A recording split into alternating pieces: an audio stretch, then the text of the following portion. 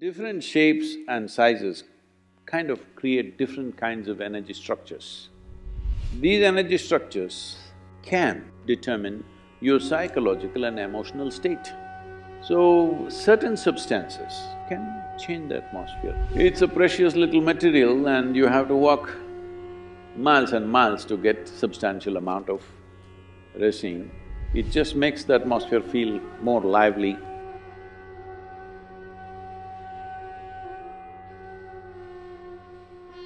This question comes from Ashley in Memphis. Namaskaram Sadhguru. Incense has been used for thousands of years in almost every culture to invoke gods, support meditation, and for healing and medicinal purposes. Burning herbs and resins has been an especially big part of both Indian history as well as Native American history. Can you please speak about the significance of burning incense and how incense should be used in modern times? Oh, is that the reason I'm being smoked then?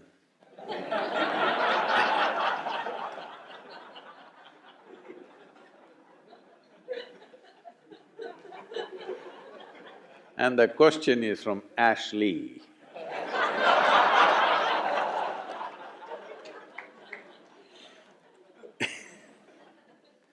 Incense is usually ashly. Without ash, there is no incense.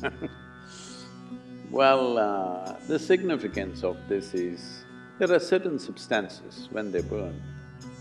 One thing is there is fragrance, of course, which is pleasant for the nostrils.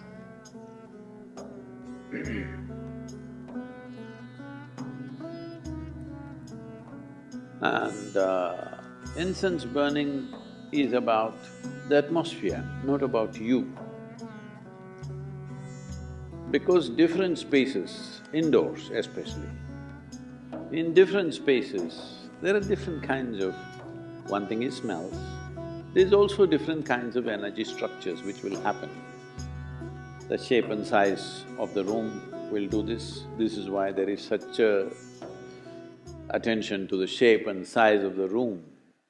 In Indian culture, there is a whole attention to the shape and size of the room in which you live, because the shape and size of the room in some way, if it is not heavily ventilated, when I say heavily ventilated, from both sides, two walls are open and it's happening, then it feels almost like outdoor.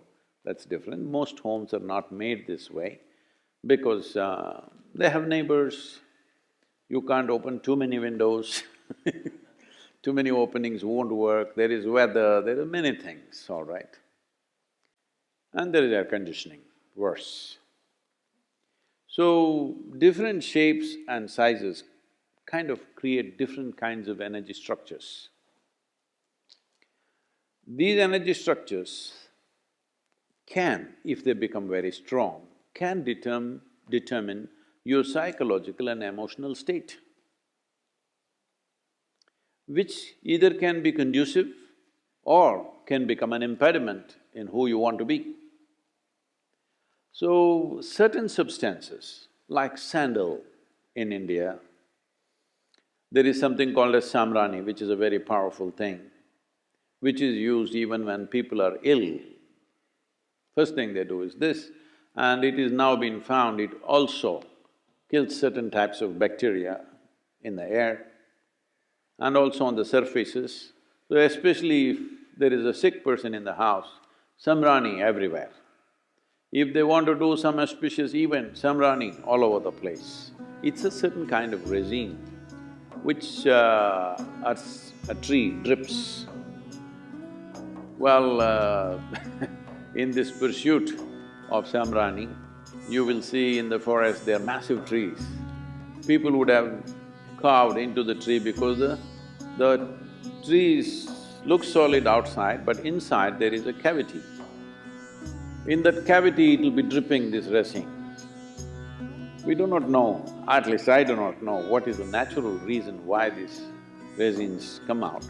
But people go and gather this It's a precious little material and you have to walk miles and miles to get substantial amount of resin, because these trees have to be mature. That means they must be at least over 30 to 50 years old, otherwise you don't get it. This has a powerful impact on the atmosphere. It is not necessarily a fragrance, it is a different kind of thing, that it clarifies the air, it just makes the atmosphere feel more lively. Fundamentally, whatever structures that are there, it will make indoor like outdoor. If you burn a mild, you shouldn't to put too much, then you will sneeze and lose your brains.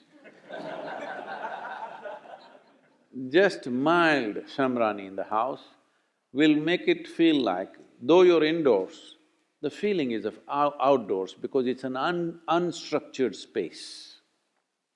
Especially if death happens in the family, shamrani is burnt for up to 11 to 12 days because they want to clear that air completely.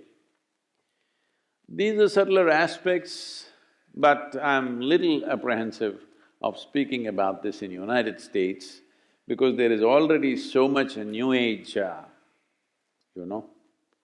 Because first when I came to Nashville, someone in Nashville told me that, Sadhguru, there is a spiritual expo happening. I said, what? Spiritual expo? Even in India, it happens only once in 12 years. No, here every year we have. I said, I want to see. They said, okay, let's go. And then in the afternoon, they came to pick me up and they said, Sadhguru, we've gotten a slot for you to speak in the spiritual expo. I said, great. For the first time I'm in United States, I thought, spiritual expo. And I went there. A huge tent, and when we went in there, country music was going on full blast. Obviously this was a group which wouldn't find any other paid stage. Maybe in the evening more known groups would come. In the afternoon, it's an empty stage, anybody can use the sound system. So they were banging away. I said, okay, spiritual expo, but it's okay, music is just a cultural thing, let me focus on the spiritual expo. I went inside, somebody is selling a spiritual bath soap. I said, wow. Somebody is selling a spiritual stone, a pebble from somewhere which is spiritual. Like this, roots, herbs, this, that. I don't know if there was a toothbrush.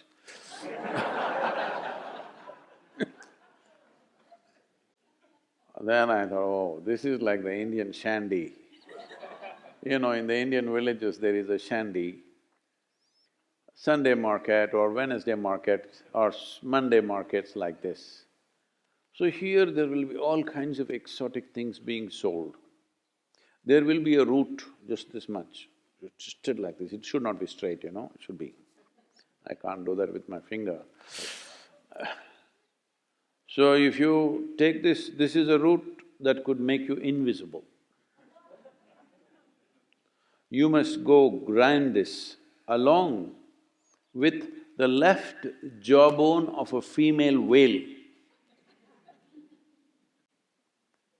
And the whale should be alive. That means you actually swam in there, cut a piece of the jaw and came, and together, if you rub this together along with something and there is a mantra, you do this, and then that paste, if you put it in the upper palate, you will become invisible. Actually, if you go into the mouth of the whale, you will become invisible.